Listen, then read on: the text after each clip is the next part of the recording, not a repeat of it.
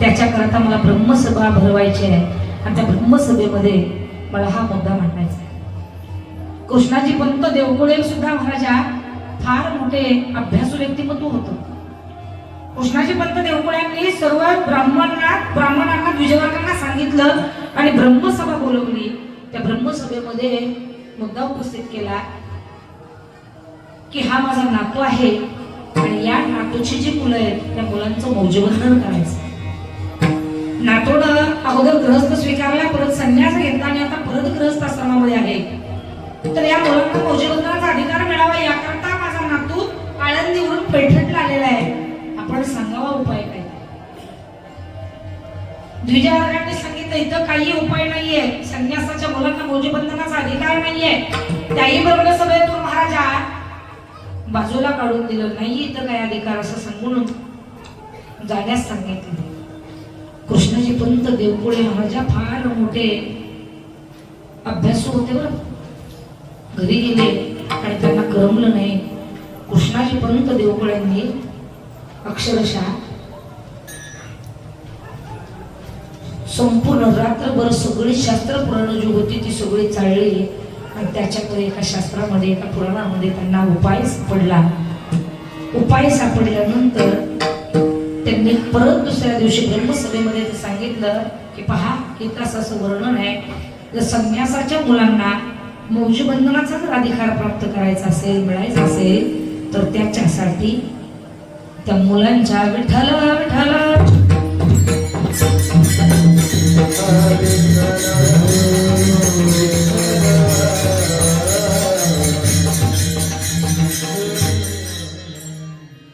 त्याकरिता मुलाच्या आई वडिलांनी देहांत प्रायश्चित्त करणं.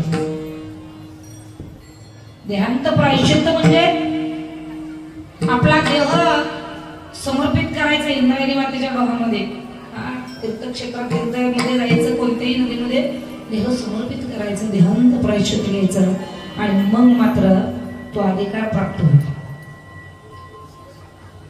द्या आणि शुद्धीपत्र तसं लिहून पैठणच्या द्विजवर्गांनी शुद्धीपत्र लिहून दिलं. आई वडिलांनी मात्या पित्यानं देहांत प्रायश्चित्त घेतल्यानंतर त्या भावंडांना त्या लेकरांना मौजबंधनाचा अधिकार प्राप्त होतो. शुद्धीपत्र घेतलं आणि शुद्धीपत्र घेऊन विठ्ठलपंत कुलकर्णी परत आळंदीला आले आणि आळंदीला आल्यानंतर विठ्ठलपंत कुलकर्ण्यांना आईसाहेबांनी विचारलं काय झालं तिथं, मिळाला का उपाय, अधिकार प्राप्त झाला का मौजबंधनाचा? आईसाहेबांना शुद्धीपत्र दाखवलं आणि सांगितलंय पहा अधिकार मिळालाय, पण आपल्या दोघांनाही देहांत प्रायश्चित्त घ्यायचं आहे. देहांत प्रायश्चित्त घेतल्यानंतर अधिकार मिळणार आपल्या मुलांना. तेव्हा विठ्ठलपंत कुलकर्णी आईसाहेबांची समजूत काढत सांगताय आपण असं करूया, मी एकटा देहांत प्रायश्चित्त घेतो, तुम्ही इथंच थांबा. एक वेळ बाप जरी नसेल ना लेकरांना तरी चालेल, पण एवढ्या लहान लेकरांना आईची गरज आहे, आई हवी आहे त्या लेकरांना. मी स्वतः एकटा देहांत प्रायश्चित्त घेतो, तुम्ही मात्र लेकरांचा सांभाळ करा. आईसाहेब होते ते आईसाहेब म्हणतात असं कसं, एकट्याने का जायचं, मी सुद्धा तुमच्या सोबत येणार आहे, आपण दोघं सुद्धा उभयता देहांत प्रायश्चित्त घेऊ. ठीक आहे म्हणजे जाऊया, आजच जाऊया संध्याकाळी. आईसाहेब म्हटलं असं कसं आज संध्याकाळी एक दिवस द्या मला, मुलांवर भरभरून प्रेम करू द्या, माया करू द्या त्यांची, आणि मग जाऊया. संध्याकाळी आईनं ते चारही लेकरांना जवळ घेतलं. जशी एखादी पक्षिणी महाराजा आपल्या लेकरांना पंखाखाली घेऊन मायेची उभ देते, तो साईसाहेबांनी चारही लेकरं आपल्या जवळ घेतली. चारही लेकरांना कुरवाळत झोपी गेली. आई भल्या पहाटे उठली आणि पहाटे उठून आईसाहेबांनी सगळ्या लेकरांना आवाज दिला, निवृत्ती उठ, आंघोळ कर. निवृत्तीनाथ उठले. आई काय ग एवढ्या सकाळी सकाळी उठवलं, आज काय दिवाळी वगैरे काय सण? आईसाहेबांनी सांगितलं अरे सण वगैरे काही नाहीये, चल आंघोळ घालते मी तुला, पाटावर बस. निवृत्तीनाथ महाराजा पाटावरती बसले. आईसाहेबांनी ओढणं लावून आंघोळ घालताय. आंघोळ घालत असताना आईसाहेबांचं अंतःकरण महाराजा दुःखानं असं भरलेलं होतं. डोक्यामध्ये अश्रू तर भरलेले होते, पण त्या अश्रू त्या लेकरांना दाखवता येत नव्हते. आईसाहेबांनी निवृत्तीनाथांना आंघोळ घातली. आंघोळ घालून महाराजा अंग पुसलं, कपडे घातले, केस सुकवले. ज्ञानोबांना उठवलं. त्यांना उठ रे, चला आंघोळीला.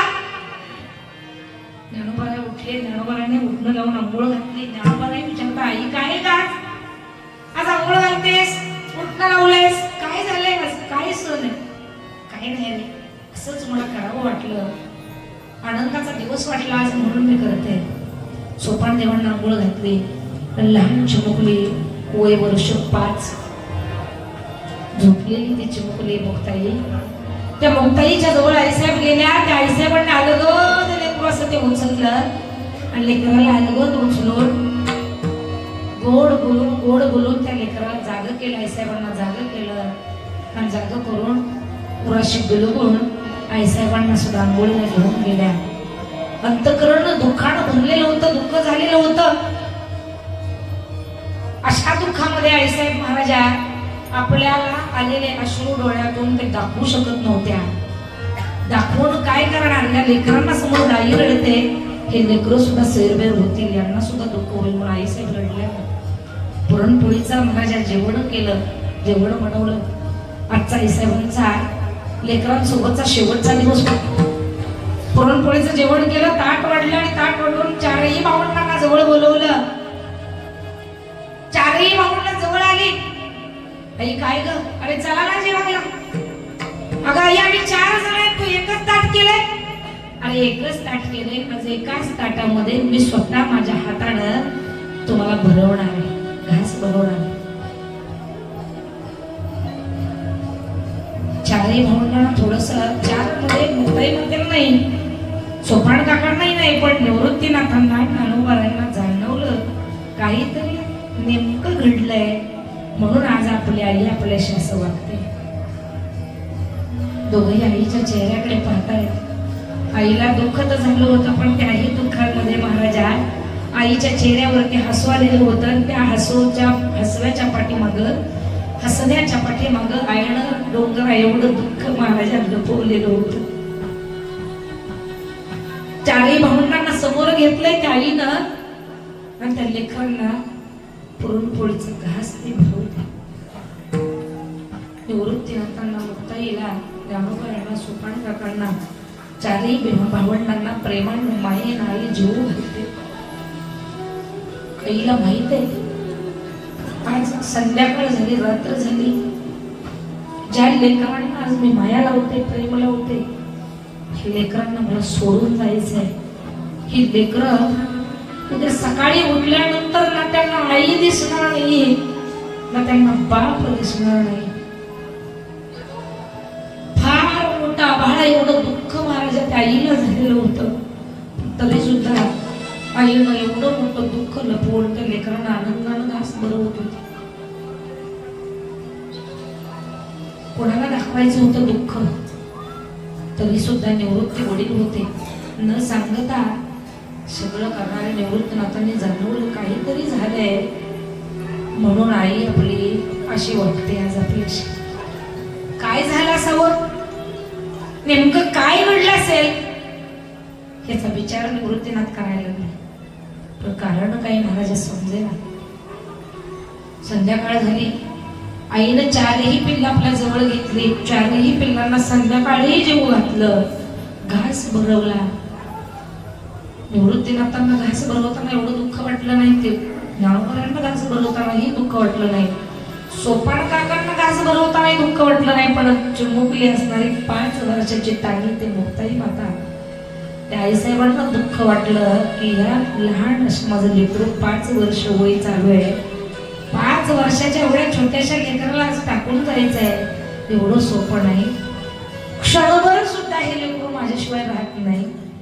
आज मी जर गेले तर हे लेकरू आईशिवाय कसं, हा विचार करणारे ती आई महाराज आहे. दुःख लपून त्या लेकरांना मायेनं प्रेमानं गुळवळत होते. लेकरांच्या वरती भरभरून प्रेम करत होती. देहांत प्रायश्चित्त घ्यायला आपल्याला जायचंय. संध्याकाळ झाली, जेवण घातलं, जेवू घातलं लेकरांना. आता लेकरं झोपी घातले, तासभर लेकरांना झोपू दिलं की मग आपण जायला मोकळे. आईसाहेबांनी लेकरांना झोपी घातलं, सगळी लेकरं झोपवली. सगळ्याच्या डोक्यावरून मायेचा हात आईसाहेब कुरवाळतात आणि मायेनं कुरवाळणारे आईसाहेब लेकरं सगळी झोपली. आईसाहेबांना झालेलं दुःख डोळ्यातून आता अश्रू हळूहळू ओसंडून महाराज वाहू लागले. का तर आता जाण्याची वेळ झाली. निवृत्तीनाथांच्या जवळ गेल्या आणि निवृत्तीनाथांच्या जवळ जवळ आईसाहेबांनी कुरवाळलं, मायेनं प्रेमाने हात फिरवला आणि आईसाहेब म्हणताय, निवृत्ती आता तूच वडील आहेस, या सर्वांची आई सुद्धा तूच आहेस आणि यांचे वडील सुद्धा तूच. सांभाळून घे रे या लेकरांना. ज्ञानात असा शहाणा आहे, समजूतदार आहे. ज्ञानाला एवढं उमजतं समजतं, पण सोपाना थोडा हट्टी आहे. काय जर हट्ट केला तर त्या सोपानाचा हट्ट पुरव बरं. आणि लहान असताना 5 वर्षाची चिमुकली, अरे ती तर इतकी हट्टी आहे की तिला क्षणभर सुद्धा आईशिवाय करमत नाही, आईशिवाय राहत नाही. तिची आता तुला आई व्हायचं आहे. सकाळी उठल्यानंतर आई म्हणेल ना तेव्हा तू आई व्हायचंयस. तू आई होऊन तिला उचलून घ्यायचंयस. महाराजा जाता जाता एक पत्र आणि शुद्धीपत्र आईनं आणि त्या वडिलांनी आपल्या भावाला पत्र लिहून निवृत्तीनाथांच्या उशाखाली ठेवले. विठ्ठलपंतांनाही दुःख झालं होतं, पण बापाचं दुःख महाराज असं असतं, कितीही जरी दुःख झालं तर ते बापाला दुःख दाखवता येत नाही. बाप जर रडायला लागला तर माणसं म्हणतात, अरे पहाडासारखा तू गडी, गड्यासारखा गडी, पण अरे तुझ्या डोळ्यात अश्रू. अरे अश्रू कोणाच्या डोळ्यात शोभतात? अश्रू स्त्रीच्या डोळ्यात शोभतात. कितीही पुरुषाला दुःख झालं तर ते दुःख दाखवता येत नाही. विठ्ठलपंत कुलकर्णी बाहेरच्या दरवाजामध्ये उभे आहेत. आईसाहेब प्रेमानं मायेनं कुरवाळतायत आणि प्रेमानं कुरवाळत असताना बाहेर निघणार. दरवाजापर्यंत गेल्या, परत आतमध्ये आल्या, परत आतमध्ये येऊन मुक्ताई मातेने अलगद उचलून घेतलं, आपल्या ओरशी महाराजा कवटाळलं आणि कवटाळून मुक्ताई मातेचे महाराजा पापे घेतले. ही विचार करते काय करायचं, जायचंय तर जावं तर लागेलच, पण या लेकरांना सोडून माझा जीव होत नाही, जायचा पाय निघणार. आईसाहेबांनी दारापर्यंत जावं, परत माघारी यावं, दारापर्यंत जावं, परत माघारी यावं. शेवटी विठ्ठलपंत आतमध्ये आल्या. आईसाहेबांना म्हणतात, चला विलंब नका लावू. तुमच्या या विलंबापायी यातलंच एखादं लेकरू जागं झालं तर आजही जाणं आपलं थांबेल, तुम्ही चला. आईसाहेब म्हणतात, अहो मला प्रेम करू द्या, यांच्यावर यांची माया करू द्या. अरे मी या लेकरांना उद्या आई दिसणार नाही आणि बाबाही दिसणार नाहीये. आजच मला भरपूर प्रेम करू द्या, आपल्याला सुद्धा हे लेकर दिसणार नाही. चला आता घ्या लवकर, चला आटोपत घ्या. आईसाहेबांनी परत एकदा मायेनं कुरवाळलं आणि दरवाजाच्या बाहेर आले. बाहेर आले, आता चला म्हणले, आता परत आत जायचं नाही. हाताला धरलं विठ्ठलपंतांनी आणि दोघंही निघाले. दोघं उभे येतात. मध्यरात्रीला महाराजा इंद्रायणी मातेच्या डोहामध्ये दोघांनीही अक्षरशः स्वतःचा देह समर्पित केला, देहांत प्रायश्चित्त घेतलं. चारही भावंड झोपलेले होते. सकाळ झाल्यानंतर सगळ्यात वडील असताना निवृत्तीनाथांना जाग आली. पक्ष्यांचा किलबिलाट चालू होता. अशा किलबिलाटांना जाग आली. जाग आल्यानंतर निवृत्तीनाथ उठून पाहतायत तर आज भांडी वाजत नाही, काहीच वाजत नाही. आईच्या बांगड्यांचा आवाज येत नाही, आईच्या जोडव्यांचा आवाज येत नाही. काय झालं घरामध्ये, इतकी शांतता का आहे? निवृत्तीनाथांनी झोपेतून उठून आईचा शोध घेतला. बाहेर इकडे तिकडे आईला पाहिलं, पण आई कुठेच दिसत नव्हती. बाबाही दिसत नाही, आईही दिसत नाही. बाबा जातात बाहेर गावी काही कामानिमित्त, पण आई कधीच कुठं जात नाही. पण आज आपली आई आपल्याला झोपेतून उठल्यानंतर काय दिसत नाही. सगळीकडे पाहिलं, बाहेर पाहिलं, अंगणात पाहिलं, ओढ्याला पाहिलं, पण आई कुठंच सापडत नाहीये. एखाद्याच्या मनामध्ये काहूर माजावं तसं आई सापडत नाही म्हणताना असं काहूर माजलं निवृत्तीनाथांच्या मनामध्ये. काय झालं असावं, कुठं गेली आई? निवृत्तीनाथांनी माझा शोध घेतला पण सापडत नाही. परत आतमध्ये गेले. नरवरांना आवाज दिला, ज्ञाना ज्ञाना उठ ज्ञाना. अरे आई आणि बाबा दोघंही कुठंच दिसत नाहीत, उठ त्यांना बघ चल. ज्ञानोबाराय उठले आणि उठल्यानंतर महाराजा ज्ञानोबांनी पाहिलं तर त्यांनाही आई वडील दिसले नाहीत. शेवटी निवृत्तीनाथांच्या उशाखाली छोटासा कागद महाराजा बाहेर दिसला. तो कागद पाहिला, निवृत्तीनाथांनी वाचलं तर त्या कागदामध्ये लिहिलं होतं, निवृत्ती या भावंडांना सर्वात वडील तू आहेस आणि आता या चारही लेकरांचा, तिन्ही लेकरांचा आई सुद्धा तूच व्हायचं आहेस आणि वडील सुद्धा तूच व्हायचं आहेस. सोपान हट्टी आहे, मुक्ताई हट्टी आहे. काही हट्ट केला तर आई होऊन वडील होऊन त्यांचा हट्ट तेवढा पुरा कर, त्यांना काहीही कमी पडू देऊ नको. आता या तिघांचीही जबाबदारी मोठा तो असल्या कारणानं तुझ्यावरती. पत्र वाचलं आणि डोळे महाराजा भरून आले. दोघंही निवृत्तीनाथ आणि ज्ञानोबाराय दोघंही भावंड चिठ्ठी वाचल्यानंतर एकमेकाला महाराजा बिलगले आणि बिलगून आई वडिलांचं छत्र आपल्यावरती नाही म्हणता या विचारानं दोघं सुद्धा एकमेकाला बिलगून रडायला लागले. सोपान काका जागे झाले. दोघ जण रडताना पाहिलं, विचारतात काय झालं, का रडताय तुम्ही दोघ जण? कसं सांगावं याला की आपले आई वडील, आपले आई बाबा आपल्याला सोडून गेलेले? कसं सांगावं या सोपानाला? सोपान काकांनाही जवळ घेतलं. तिन्ही भावंड महाराजा घट्ट मिठी मारून तिघही रडत आहेत. तिघांनी एकमेकाला सावरलं आणि सावरून आठवतील. आईसाहेबांना उठवलं नाही तिघांनी, पण त्या जाग्या झाल्या. पण जशा जाग्या झाल्या तसं त्यांना आई हवी होती. उठले की आईसाहेबांनी आवाज दिला, आई आई कुठे आहेस? ज्या लेकरानं महाराजा अर्थ स्वरूपामध्ये आईला आवाज दिलेली आहे, तीव्र आवाजामध्ये आईला आवाज दिलेला आहे, त्या आवाजाला रोज साथ घालणारी आई आज त्या लेकराजवळ नव्हती. महाराजा आई साहेबांना, मुक्ताई मातेला आवाज दिला, पण आई साहेब तिथं नव्हत्या. त्या लेकराला माहित नव्हतं की आपली आई आपल्या जवळ नाहीये. मुक्ताई माता उठल्या, उठून आईला आवाज देतात, आई कुठे आहेस? आई घे ना ग मला जवळ, आई कुठे आहेस तू? शोधत होता पण आई कुठेही महाराजा त्या सापडत नव्हती.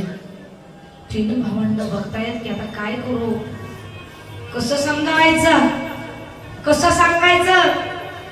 निवृत्तीनाथ पुढं झाले. ज्ञानोबारांनी थांबा म्हटले, मी समजावतो मुक्ता. ज्ञानोबारांनी मुक्ताई मातेला जवळ बोलवलं. मुक्ता इकडे ये ग, ऐक. आई आई करत घरभर फिरू नकोस ग, आई सापडणार नाही तुला. दादा कुठे आई माझी? अगं मुक्ता, बाबांना आणि आईला थोडस काम आलं, त्या कामानिमित्त दोघंही गेलेले आहेत बाहेर. संध्याकाळपर्यंत येतील परत. तू आता आई आई करू नको बरं. ठीक आहे दादा, पण आई बाबा कधी गेले मला का नाही सांगितलं? तातडीचं काम होतं म्हणून दोघंही गेले. तुला न सांगता, तू झोपलेली होती ना म्हणून तुला सांगितलं नाही. समजूत घातली आपल्या बहिणीची ज्ञानोबारांनी. दिवस मावळला तोपर्यंत आईसाहेब येत आहेत का नाही याची वाट मुक्ताई माता पाहतो. बाहेर बसल्या दरवाजात वाटेकडे डोळे लावून त्यांनी कारण आपल्या आईची वाट पाहावी. एक सारखं एकटक वाटेकडे डोळे लावलेली ती मुक्ताई माता महाराजा आईची वाट पाहते. दिवस मावळून महाराजा पार रात्र झाली, अंधार पडला. पण ज्यांची वाट पाहत होते ते दोघं मात्र आई साहेबांना मुक्ताई मातेला दिसले नाही.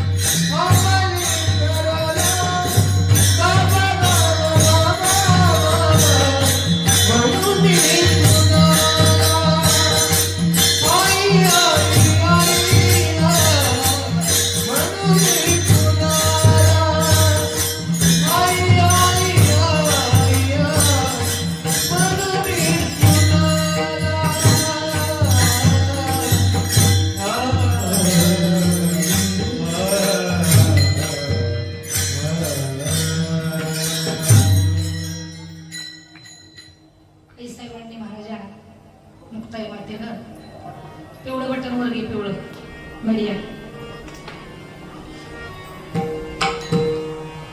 आईच्या वाटेकडे डोळे लावून वाट पाहणारी ती मुक्ताई माता महाराजा. रात्र झाली तरी आई कुठंच दिसत नाही, आई आलेली नाही. आई येत नाही म्हणताना आतमध्ये गेल्या आणि ज्ञानोबारांना विचारलं, ज्ञानदादा ज्ञानदादा, सकाळी तू सांगितलं होतंस, मी आईला शोधत होते तेव्हा तू सकाळी सांगितलं की आता आई आई करायचं नाही. आई आणि बाबा दोघही बाहेर गावी गेलेले आहेत, ते संध्याकाळपर्यंत येतील आणि मग आता आलेले नाहीत. रात्र झाली, कुठे का नाही आले? मला आई पाहिजे दादा, सांग ना दादा कधी येतील?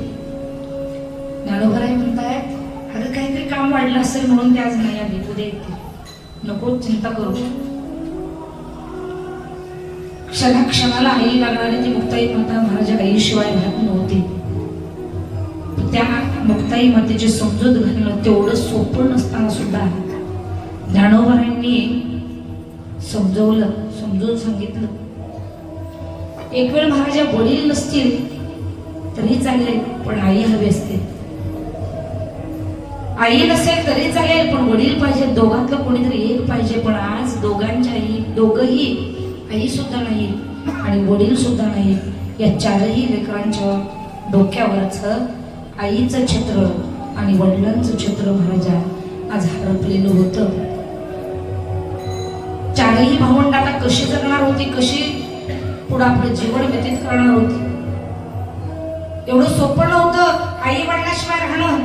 शिवाय वाडीत टाकलेले मौजी बंधनाचा अधिकार नव्हता. सोपं नव्हतं एवढं सोपं समाजामध्ये राहणं. निवृत्तीनाथ वडील होते. निवृत्तीनाथांनी ते पत्र पाहिलं, शुद्धीपत्र. मौजी बंधनाचा अधिकार पैठणकडून आपल्याला मिळालेला आहे. आपण पैठणला जाऊन आपण तिथं गाठ घेतली पाहिजे, भेटलं पाहिजे.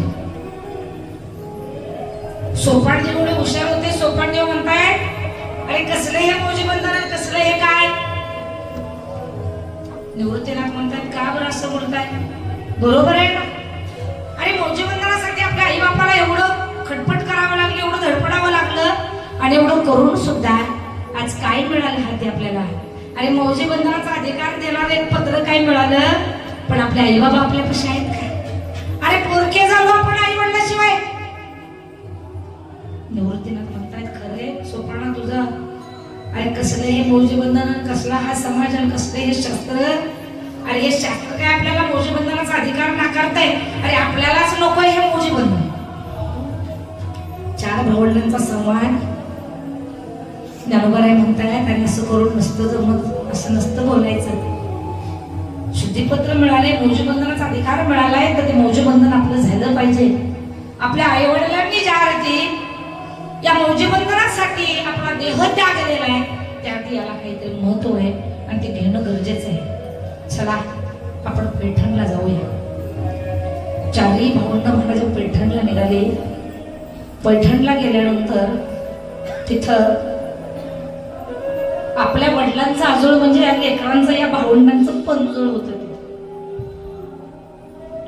पंजोळात गेले. कृष्णाजी पंत देवकोळे वयस्कर झालेले होते. त्यांची जाऊन भेट घेतली. त्यांना सांगितलं आम्ही अमक्या अमक्याची मुलं आहोत आणि तुम्ही हे शुद्धीपत्र मिळवून दिलेलं होतं, हे शुद्धीपत्र घेऊन आम्ही आलेलो आहे. आमचे आई बाबा आम्हाला सोडून गेले. तो आता हे मौजेबंधन करण्याचा अधिकार आम्हाला मिळायचा आहे, तर तुम्ही थोडस ब्रह्मसभा भरवून आमच्यासाठी ब्रह्मसभेमध्ये हा मुद्दा मांडावा. कृष्णाजी पंत देवकोळे महाराजा किती काय झालं, पंतू जरी असले तरी सुद्धा शेवटी रक्ताचे होते. त्या भावंडांसाठी कळवळून आलं, त्यांचा कळवळ आला आणि कळवळ आल्यामुळे आवाज कमी झाला.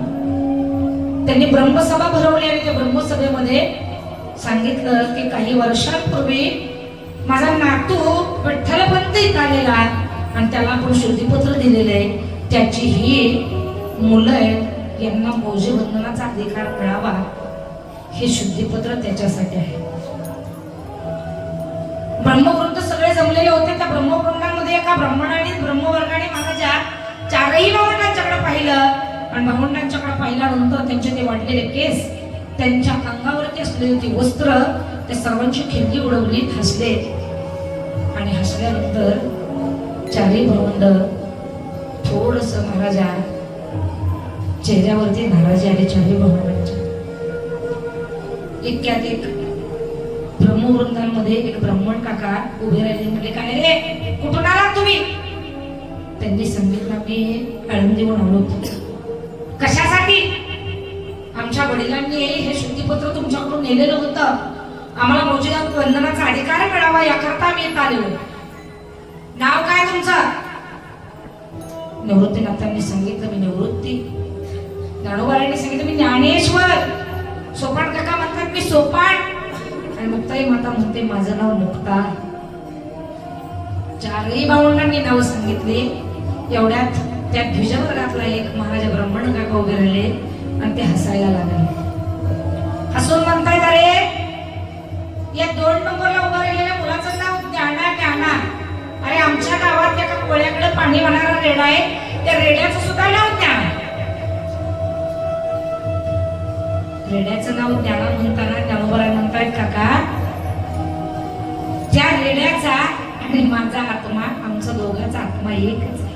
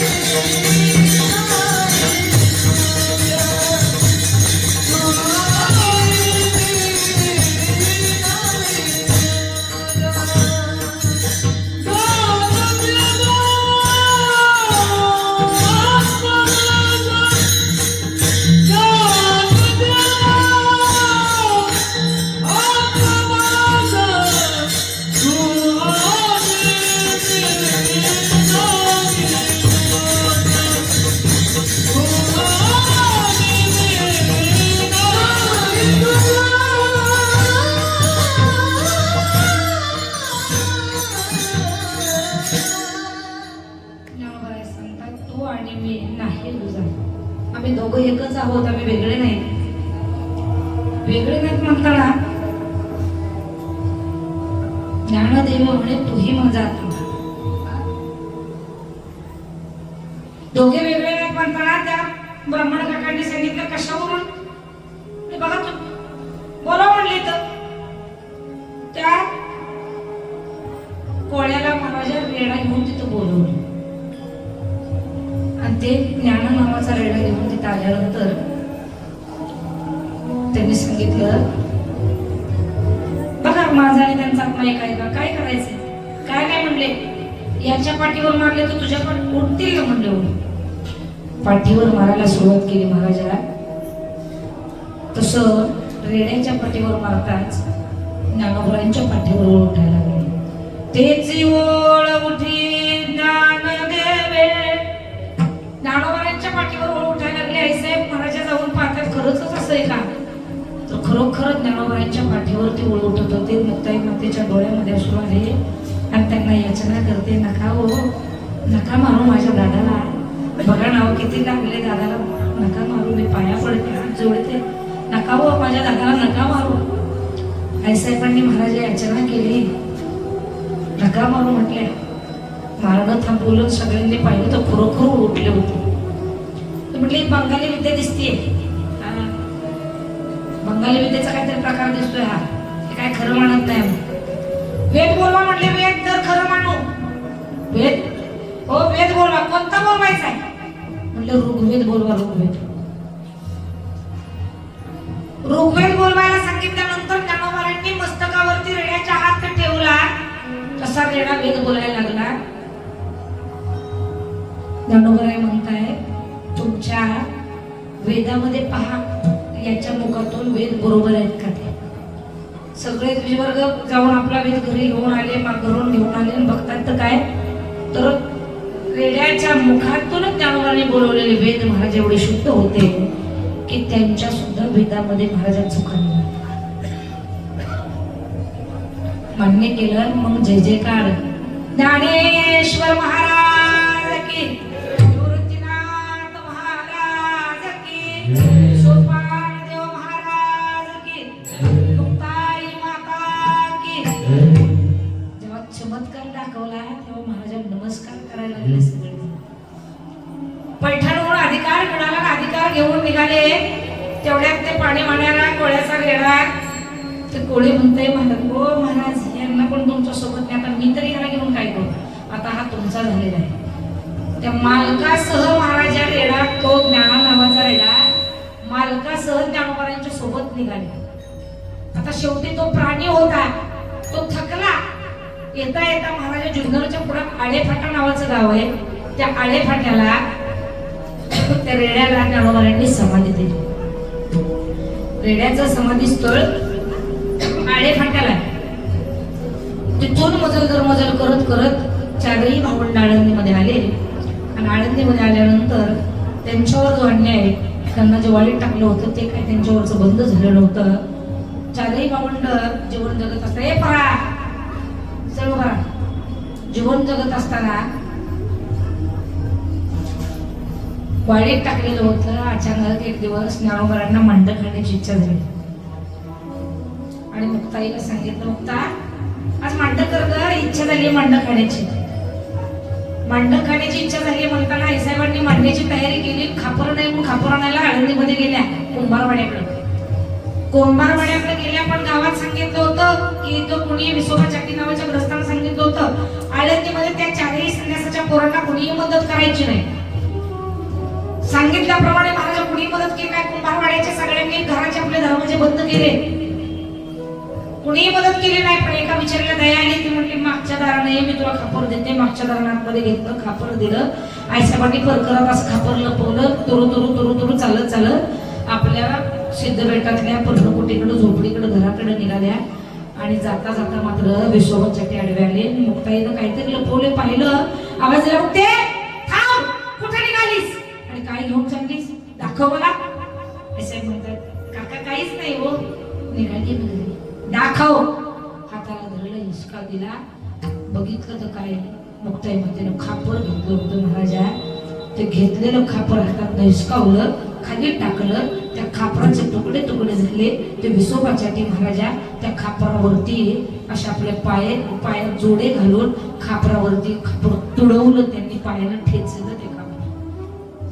तेवढ्याने भागलं नाही महाराजा. त्या 5-6 वर्षाची असताना ती चिमुकली मुक्ताई मातेच्या कानाखाली खाड दिशी लगवली आणि सांगितलं, कितींदा सांगितलंय तुम्ही संन्यासाची कार्टी आहात, गावामध्ये यायचं नाही. कशासाठी येतात तीनदा आळंदीमध्ये? संन्यासाच्या पोरांनी आळंदीत यायचं नाही, कशाला येतात? आणि कानाखाली लगवली. आईसाहेबांना महाराजा तिरमिरी आली. आईसाहेब रडत रडत रडत रडत घरी गेल्या. रडताना ज्ञानोबारांनी पाहिलं, का रडते ग दादा? खापर आणायला गेले होते, खापर दिलंय का कुंभारडीनं? पण विसोबाच्या टीमने ते खापर तोडून टाकलं आणि टाकलं माझ्या तोंडात वाजवली. ज्ञानोबाराय म्हणतात, अगं खापर पाहिजे होतं मला सांगायचं. एक खापर चल, केली का तयारी? केली. ज्ञानोबाराय महाराजा असे गुडघ्यावरती खाली वाकले, 2 हात टेकले आणि आपण जठराग्नी ज्ञानोबांनी निधी प्राप्त होती पेटवला. तप्त शिगाळ बुद्ध पाटण झाली. मुक्ताईला सांगितलं, बाज आता मांड तू माझ्या पाठीवरती. ही ज्ञानोबारांची महाराजा ताकद होती. 4ही भावंडांच्या वरती अनेक प्रकारचे अन्याय केले. अहो, फुकटचं इंद्रायणीचं पाणी, त्या फुकटच्या इंद्रायणीच्या पाण्याला सुद्धा महाराजा या आळंदीतल्या ग्रामस्थांनी, या आळंदीतल्या लोकांनी ज्ञानोबारांना स्पर्श करू दिला नाही.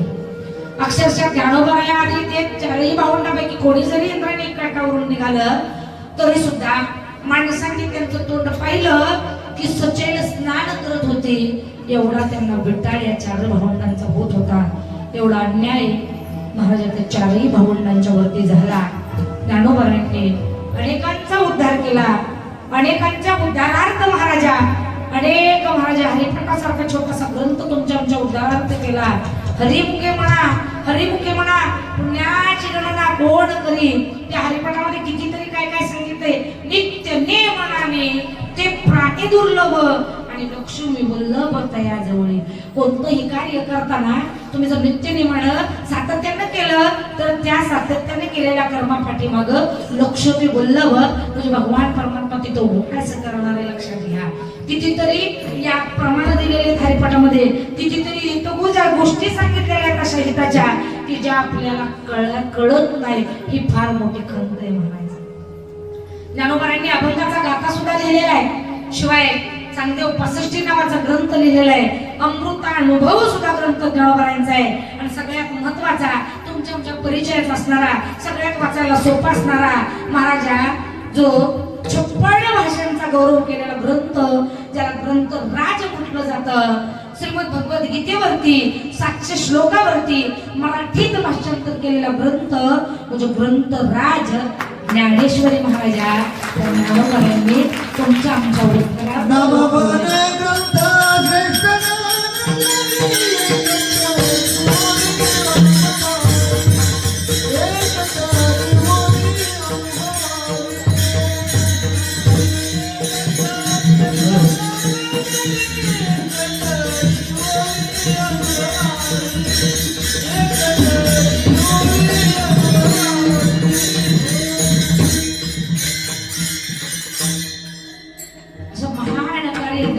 केलेले अनेक प्रकारचे ज्ञानोबारांनी कार्य करत असताना चमत्कार केलेले. चमत्कार घातला की म्हणतात माणसं चमत्कार केला की नमस्कार घालतात. तसं प्रसंग आले, त्या प्रसंगानं रूप ज्ञानोबारांनी महाराजा चमत्कार केले. जड असणारी चाललेली भिंती मृत्तिकेची, तोही फार मोठा प्रसंग आहे. त्या वेळ आपली फक्त 10 मिनिटं राहिलेली आहे आणि आपल्याला पुष्पवृष्टी करायची. जड असणारी मातीची भिंत चालवली, रेड्याच्या मुखातून वेद बोलवले, मेलेलं माणूस महाराजा उठवलेला आहे. स्त्रीचा पुरुष ज्ञानोबांनी केलेला आहे. ज्ञानेश्वरी सारखा अलौकिक असणारा ग्रंथ ज्ञानोबांनी लिहिलेला आहे. असं सगळं कार्य पूर्ण झाल्यानंतर ज्ञानोबाराया पंढरपूरला 4ही भावंड घेऊन गेले. आणि तिथं गेल्यानंतर भगवान पंढरीश पांडुरंग परमात्म्याला सांगतायत, आता झाली वेळ, आता निघायचंय, आता जाण्याची आज्ञा असावी. ज्ञानोबारांचा या सोहळ्या करता भगवंतानं सांगितलं, तुम्ही चिंता करायची नाही. पौर्णिमा झाली, ज्या पौर्णिमेला आपण त्रिपुरारी पौर्णिमा म्हणतो, पंढरपूरची यात्रा झाली आणि आणि यात्रा झाल्यानंतर महाराजा पौर्णिमेच्या दुसऱ्या दिवशी म्हणजे प्रतिपदेला तिकडून पंढरपुरावरून भगवान पंढरीश पांडुरंग परमात्मा स्वतः ज्ञानोबारायांना समाधी देण्याकरता पंढरपुरावरून निघाले. तिकडून पांडुरंग परमात्माचा सोहळा आळंदीला निघाला. कशाकरिता तर ज्ञानोबारायांचे दिवस ठरला होता कार्तिक शुद्ध त्रयोदशी आणि त्रयोदशीला ज्ञानोबारायांना समाधी द्यायची होती. ज्ञानोबारायांना दिवस का तो दिला? दशमीला सगळे संत महंत एकत्र येणार, संतांच्या गाठीभेटी होणार, सगळेजण ज्ञानोबारायांना भेटतील. व एकादशीला काय जायचं? एकादशीला प्रदक्षिणा घालतील, एकादशीला भजन कीर्तन होईल. मग द्वादशी सुद्धा नको, द्वादशीला क्षीरापद होईल. मग दिवस त्रयोदशीचा दिवस महाराजा कार्तिक शुद्ध त्रयोदशी ज्ञानोबारायांना समाधीसाठी दिला. पांडुरंग परमात्म्याचा सोहळा महाराज ज्ञानोबारायांना समाधी देण्याकरता इकडे येतोय. सोहळ्यामध्ये नंदोरेंचं संपूर्ण कुटुंब आहे, पांडुरंग परमात्मा आहे, आईसाहेब रुक्मिणी माता आहे, आधी संत मंडळी सगळेजण महाराजा तिकडचा सोहळा उरकून सगळ्या संतांचा मेळा सोबत घेतला आणि सगळे उरकून सोहळा संगे संत मेळा घेऊन सगळे आळंदीला मार्गस्थ झाले. मजल करत सगळा सोहळा अष्टमीलाच महाराज आळंदीमध्ये आला आणि अष्टमीपासूनच इथं सोहळा चालू झाला. अष्टमी, नवमी, दशमी, एकादशी झाली, द्वादशी झाली. आता सर्वांचे महाराज चेहरे पडले, निराश झाले. का तर ज्यांनी महाराजा या वारकरी संप्रदायाला, या सर्व वैष्णवांना ज्यांनी एकत्र ठेवलं, असा सगळ्यात मोठा वैष्णव असणारा ज्ञानदेव वैष्णव मोठा उद्या समाधीस्थ होणार आहेत याची खंत सगळ्यांना वाटू लागली. याचं दुःख सर्वांना झालं. महाराजा सगळेजण उद्विग्न झाले. उद्या ज्ञानोबाराय जाणार आहेत, समाधी द्यायची आहे ज्ञानोबारायांना.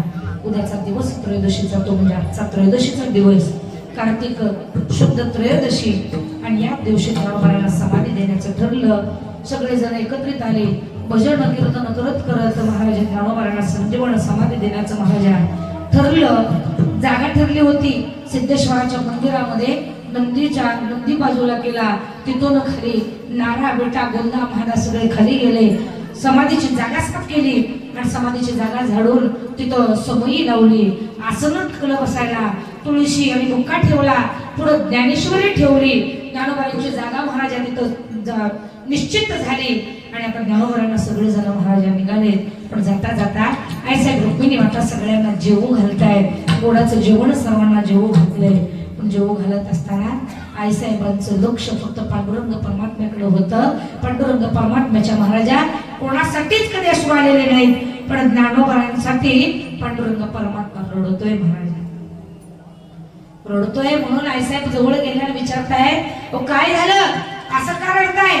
तेव्हा भगवान पंढरीश पांडुरंग परमात्मा सांगतायत, अरे मी रडतोय त्याचं कारण एकच आहे, आता पैसे कोणी होणे नाही. आता या ज्ञानोबारांसारखं दुसरं कोणीच परत होणार नाही म्हणून ह्या डोळ्यामध्ये अश्रू आलेले आहेत.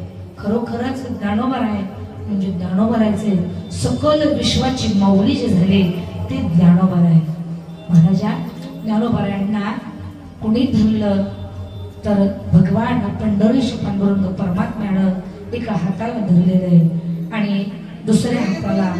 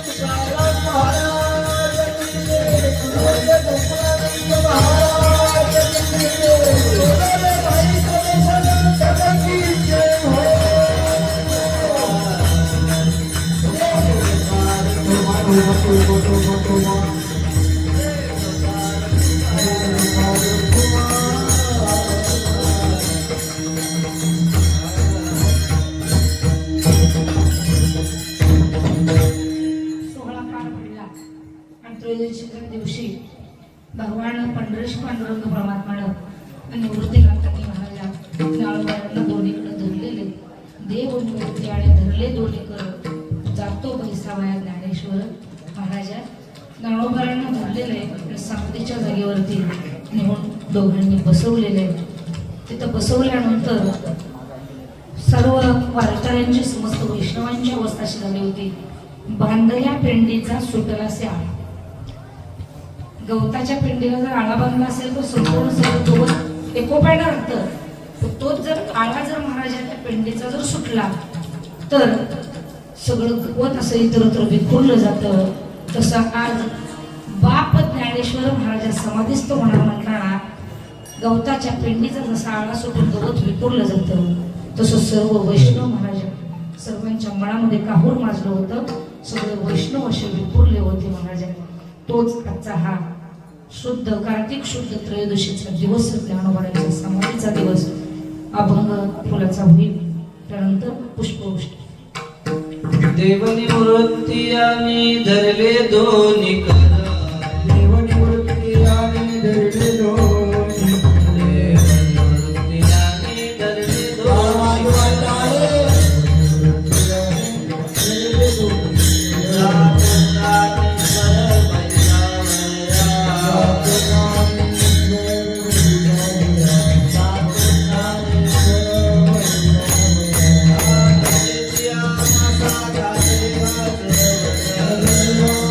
जगत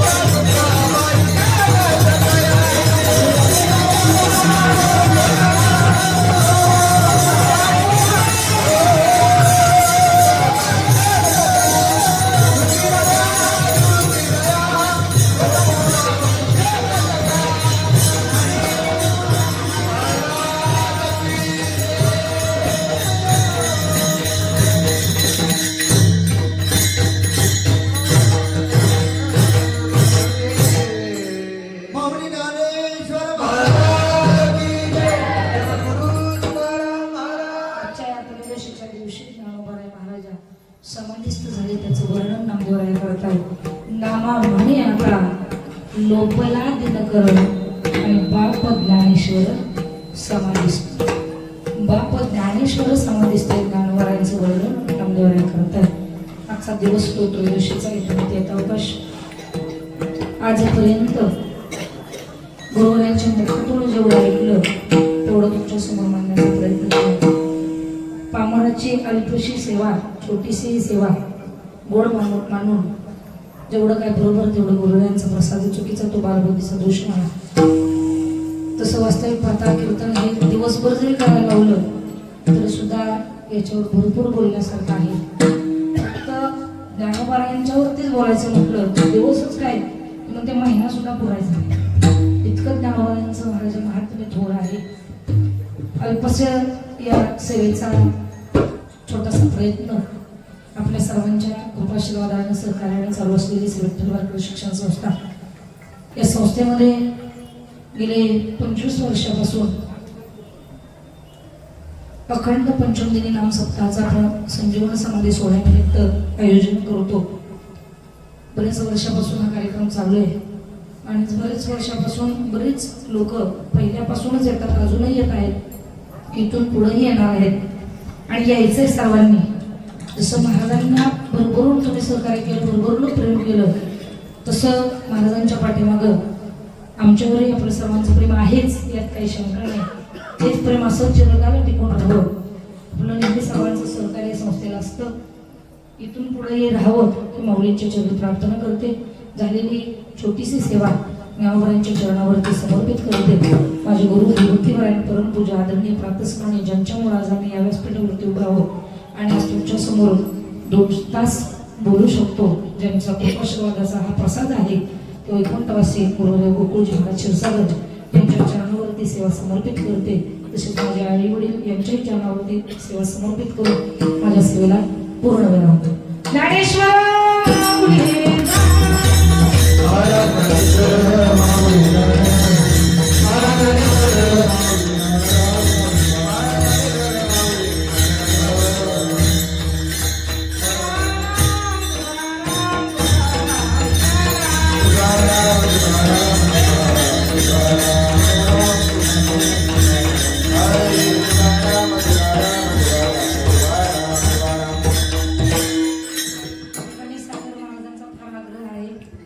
छोटीशी भैरव्यता माहिती आहे, वेळ भरपूर झालाय पण काय हरकत नाही. त्याच्यासाठी सकाळी पोहे 10 किलो करून सर्वांना खायला लागले.